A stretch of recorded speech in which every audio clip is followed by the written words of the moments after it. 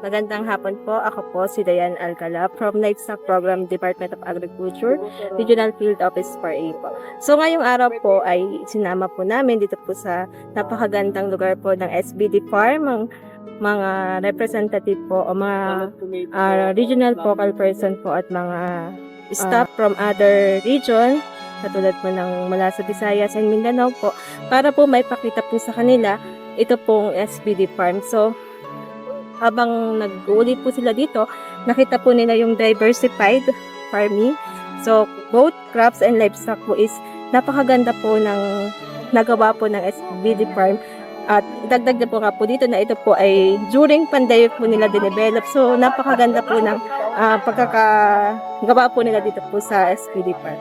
So, maraming salamat po sa SBD Farm sa pagtanggap po sa amin dito sa pamumuno po ni Father Sam. Thank you po.